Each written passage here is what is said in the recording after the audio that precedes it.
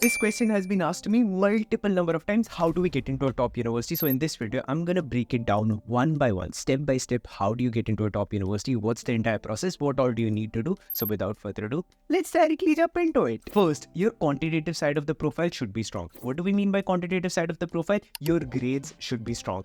Regardless of which country you're applying to, your grades are important. If you're applying to US, your grades slightly matter less. Why? Because you'll be giving additional exams. You might be giving SAT, you might be giving GMAT, GRE, you might be giving additional exams. So your grades slightly are of less importance. But if you're applying to any other country, your grades are of utmost importance. So as a result, your grades are something you should focus on. Be that your class 10th grades, 12th grades, college grades, all of those grades are super important. Be that you're applying for bachelors, masters, anything, grades are important. So anyone who tells you grades are not important, tell them that if I'm planning to apply to universities, grades are important, but there is a caveat. When I say grades are important, decent grades are important. Getting more than 80%, 90% is good. You don't really need to be the topper. There are people who just focus on getting the first rank in class. Ideally, that's not important. You score well enough, that's important. You're a good candidate in terms of your academics, that's really important. But being the topper is not really important. So when you're focusing on grades, focus on getting decent to good grades. You don't really need to get the top grades. Now, if you're in school and you're planning to apply for a bachelor's degree, then I recommend you to give AP exams. Now, what are AP exams? These are advanced placement exams that help university understand that you're a strong candidate and you've already done a bit in whatever field. Let's suppose you end up taking microeconomics. It tells the university that you know a lot about microeconomics. So it makes it easier for the university to give you an admission for a course like economics. And at the same time, you get to skip some of the introductory classes that would be required to do a bachelor's degree. As a result, your fees goes down because now you will have to take one less course because you would have already given AP. So it helps you in multiple ways. If you're a bachelor's student planning to go for bachelor's, do give AP exams. Second thing that you need to do is extracurricular activities. Now, these are very important. And here I want you to be the best. Now, if you're choosing any extracurricular activity, just don't choose it because I want to get into a university. Choose it because you're very passionate about that thing. It can be an NGO work, it can be anything, whatever makes you, whatever excites you, choose that. But make sure that you're putting a lot of efforts into it and you're amongst the best in what you're doing. Amongst the best. So you have to put in a lot of efforts in the extracurricular activities if you're planning to choose any. If you're not, that's fine.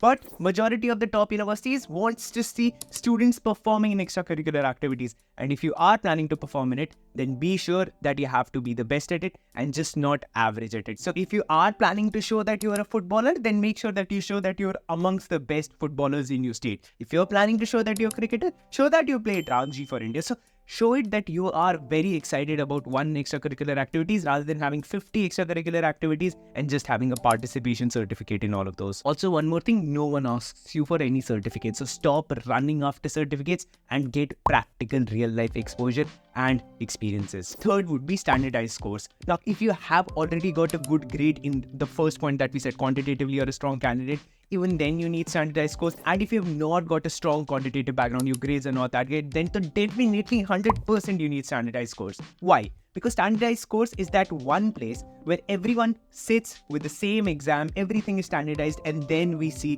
what's your grade. There are some universities like Amity University where getting a 9 in sub-subjects is really easy. But at the same time, IIT or even Delhi University, it's really difficult to get a 9. Does that mean a student from Amity is much more smarter than a student from Delhi University? Not really, but an Amity student is getting 9. What does that mean? That means that probably the university marking system would be easier, right? As a result, there is no standardization. And universities want to see standardization. As a result, you need to give SAT, GMAT, GRE, and it is very important. So giving a standardized exam is really important, that we understood. Now, is it worth investing in a standardized exam? Majority of the times, yes, it is. Why? Because if you do get a good score, your chances of getting a scholarship are more, your chances of getting admissions are more. So it is worth investing in a standardized exam. Now, if you're planning to go for bachelors, you need to give SAT. And for SAT, you don't really need to spend a lot of money. Because for SAT, there is actually a very cool AI tool that is called Acely. Acely is exactly like having a personal tutor for SATs. Now, first, Acely helps you with thousands of questions. Second, you get to practice the levels that suits you, easy, medium, or hard. Third, the personal study plan, enter your score and get a plan that suits you. Fourth, if you ever feel stuck, you've got an AI tutor that gives you hints and full explanation so you know why the answers are right or wrong, not just what the answer is. Fifth, you get to track your progress and see exactly where you need improvement. And the best part is, it is really affordable. They've already helped 100,000 students with 4 million questions and more. I mean, if you are planning to give SAT, you might actually want to give ACE a shot, and the link to that is in the description. Fourth part that you definitely need to work on is your resume. Majority of the times, people don't even know what to keep in a resume and how to make a resume. There are hundreds and thousands of people selling their resume courses, resume templates. People still don't know how to make a resume. That is the worst thing. Even if I ask you guys for your resume right now, I will have a headache reading your resume. So please, when you're sending a resume, make sure it has actionable words. Formatting. Majority of the times formatting is messed up. Even basic formatting is messed up. Third, don't mess with skills like marital status, photos. There are so many bullshit things that people add in their resume. You would be surprised. I'm planning to again make a video for a resume, but there are already so many videos on resume. You can watch any of those and fix your resume. So please fix your resume before sending it. And most importantly, add everything that you feel like is important and remove everything that you feel like is not important. Just don't add stuff just for the sake of making a resume full, and just don't forget adding stuff in your resume. People tend to do that. Fifth, and a major thing right now, is social media presence. 35% of colleges now have started looking at your LinkedIn before selecting you. So for younger audience, start making your LinkedIn account, start connecting with people. Honestly, FinLadder started because of LinkedIn. If I did not have a reach on LinkedIn, I would have not been able to get my first 50 customers. So I thank LinkedIn almost every day. You guys should also have a LinkedIn account. And if you're already a master's student, if you don't have a good LinkedIn account, trust me, you're missing out on a lot. So you do need to have a good social media presence. Sixth thing would be to have a good relationship with your teacher.